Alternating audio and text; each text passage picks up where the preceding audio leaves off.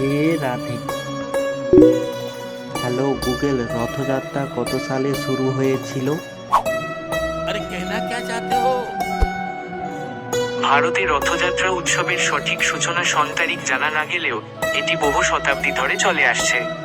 পুরীর রথযাত্রা বিশেষভাবে উল্লেখযোগ্য, যা 12 শতকে রাজা চোদাগঙ্গা দেবের শাসনামলে শুরু হয়েছিল বলে মনে করা হয়। এই উৎসবটি ভগবান জগন্নাথ, বলভদ্র এবং সুভদ্রাকে উৎসর্গীকৃত এবং প্রতি বছর আষাঢ় মাসের দ্বিতীয় দিনে পালিত হয়।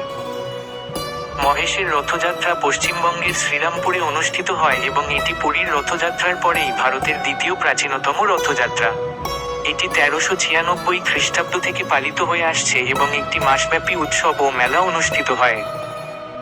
এছাড়াও কলকাতায় ইসকনের রথযাত্রা 1972 সাল থেকে শুরু হয়েছে।